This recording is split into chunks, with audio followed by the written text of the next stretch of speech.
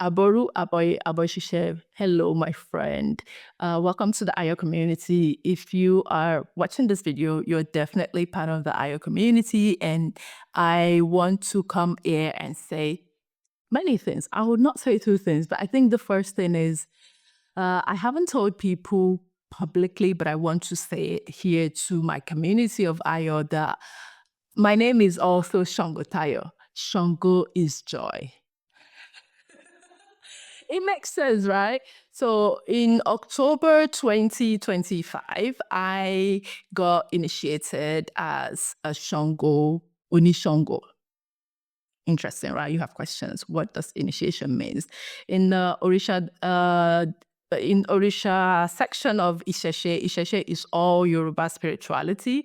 Olorisha are people that are custodian of a certain Orisha or just devotees of different Orisha. They can be initiate and they can be non-initiate. That is fine.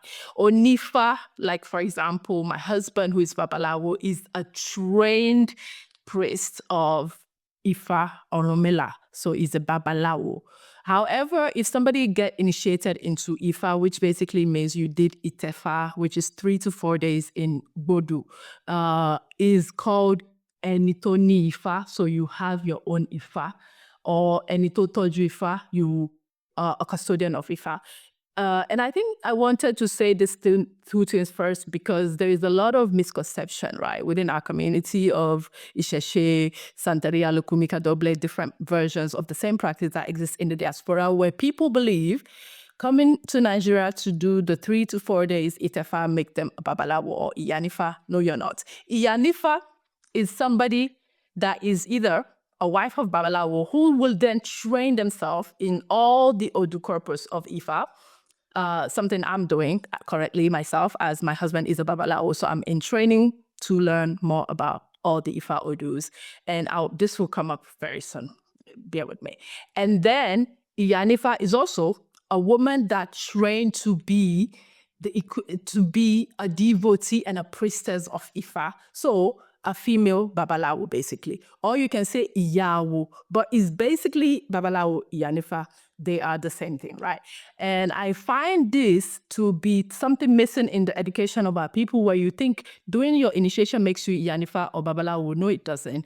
Doing your initiation, for example, in the Orisha's division, like I did, Onishango, does not make me Iyalorisha yet. However, some people do wait to do their Oyalorisha by training. Basically means you've trained on this specific Orisha. You've sat with your elders for years. And when I say years, like you start at a young age, if you think about Africa without colonialism, right? I like to imagine uncolonized Africa. It means that I am at the house, at the farm, different places with my elders, all the Onishogos in my family that have came, or in the past, or in the Ile that I come from, in the lineage that I come from, and they're teaching me all the things to know about the Orisha that is my Orisha, the Orisha of my head, my Orisha. And also here to compile and say, because I see a lot of things online and I'm just like, but why would you do that? When your practice is a close practice, like Isese is, Orisha basically, and Ifa is a close practice, there are things you will not share online because you shouldn't. Knowledge is great to share because, I love how Ifa is only taught orally and passed on from elder to elder. It encourages collective and community epistemology and learning from the lineage and from people. However, I think a lot of people have made it, because capitalism sits into every part of our life. It has stepped into our spirituality, where people think of themselves as sellers of these practices. So they sell you shrines, they sell you anything you want to buy. As long as money can buy, they'll sell it to you.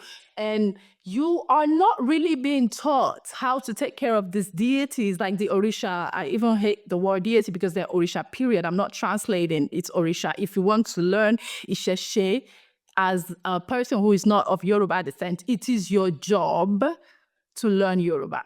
If you want to be Onifa, if you want to be Babalawo, if you want to be Yalorisha, if you want to be Olorisha, If you want to understand Ifa correctly, like yes, Babalawos will divine and translate in English and give you your divination in English and do your ebo even in English for you sometimes. But it's very important that you have understanding that you can never fully comprehend what you're being translated to, because Yoruba is such a complex and beautiful language that cannot be translated into English, because English does not have the range to take on this amazing language. So that will tell you what? That tell you that if you're really devotee and want to be devoted, like how are you doing your Oseshango if you can't speak Yoruba? So you cannot do your Oseshango because you don't know how to wure for Shango, how to say Shango's Oriki, how to call on your Okori every morning. You're doing your divination, you're doing your Iwure prayer. Every morning you're doing your Iwure. Why you want to say lowo mi ojire bi ojire mubale? So basically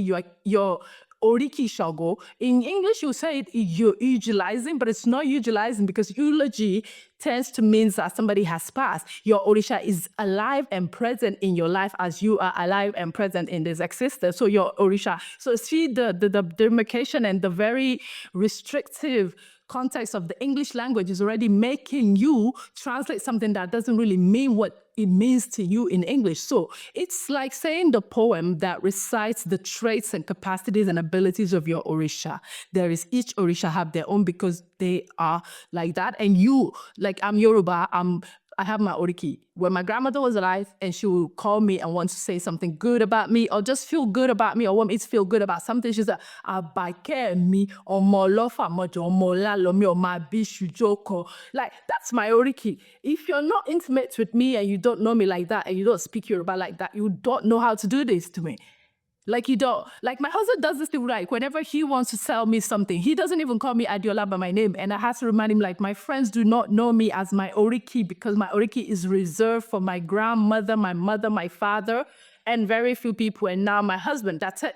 And my sisters know my Oriki. I know my sister's Oriki, but we don't use it with each other because it's like, yes, you make me proud, but you don't make me proud enough to want to continue to bring on the whole history of the lineage on you. And it's so funny because they should be doing this, because otherwise this is also a practice that dies, but it's poetic and it will never die. As long as Yoruba people survive and are alive, we will always survive and be alive. But my question here is, a lot of, like, I've seen online calling themselves Orisha Badi. What is an Orisha Badi? Like, you're putting Obaluaye clothes on. You have your shrine of Obaluaye or Veshu or whatever, and you're putting it full on display and sexualizing it. That's the keyword that makes it very it makes it weird to observe, like you're sexualizing the Orishas. And also, I was very laughing because what Orisha are you trying to sexualize? This has to be Obaluaye, like you chose. Obaluaye, Obaluaye, oh, ní bàǹtẹ́ owó jìbì ire ń bẹ nílé bá. Oh, ní bàǹtẹ́ owó jìbì ni. Obaluaye pẹ̀ràn jẹ kò ṣe bá ṣeré. Ìbá tí o ti pẹ̀ràn jẹ ta ló ń bá ṣeré. Like, you choose to sexualize Obaluaye as a Yorisha Badi. And I was just looking like at that video like, it is well. Orisha Badi, like, how did we get here?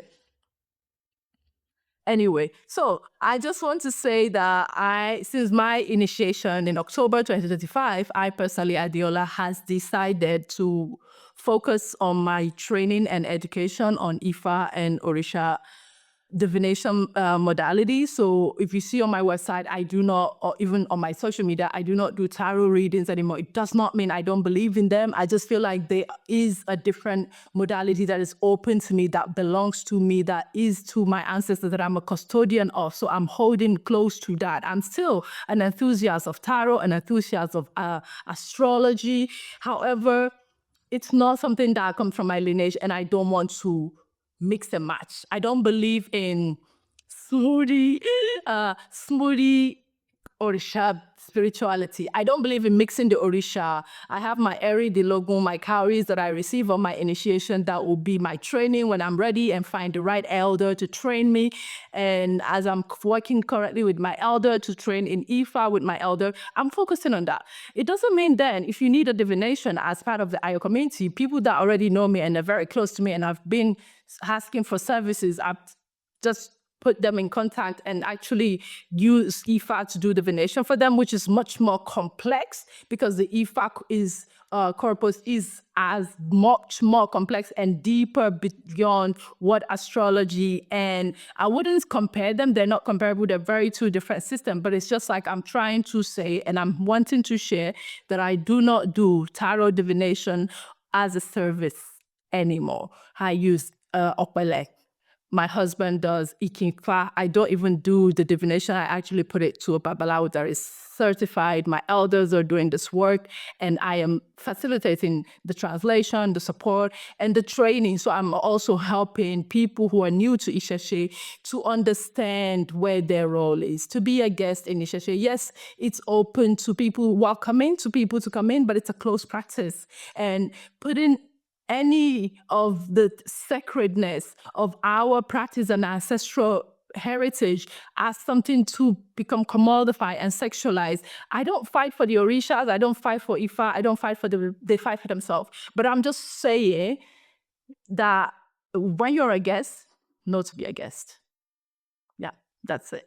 And the second thing I want to say is I'll do a lot more video talking about different Odu as I learn. We learn together, we grow together on the IO website. And there's also the IO podcast currently. I'm interviewing and talking to different people. We have different IO retreats where I bring healers from the locality. So there will be healers from Benin. When we did Kenya, there was healer from Tanzania and from Kenya. My job is to facilitate space for African healing epistemology to concretely come together and work for Africans and everybody else. Because I believe that everybody has their own version of spirituality. And Ifa welcomes everybody, but I think people don't know how to be guests. And as someone who has a very, very beautiful history of migration across the world. Like I'm Greek Nigerian who currently is Belgian also and lives in Belgium, and I've lived in different parts of the world in Western Europe and the West of Africa. So I know how to be a guest. And I want us all to know how to be guests in spiritual practices that are closed. Yeah. All spirituality that are nature-based, that are nature influence. I embrace them. I'm Greek, so I believe in Greek mythology as an existence of spirituality. I just want us to be more aware, to educate and reflect on the world building we are doing has to be a world building of peace, of joy, of compassion, of ethics, and of abundance, learning from each other and reflection. So, thank you, and you'll see more of these videos. Every week, I'll drop a video here, and I'll send a newsletter, and you can ask as many questions, and as the time goes on, we can have like classes, but I already take on individual 101 mentorship coaching sessions. So yeah, let me know. Bye. Obaluaye. Oh, ni bante owo jibini. I keep singing the Oriki of Obaluaye because I saw that video and I was like, this is unhinged behavior to do. Very unhinged. If you know the Òrìṣà that she's sexualizing the practice and the beauty of, you will understand. But yeah, not my monkeys, not my circus. Ciao.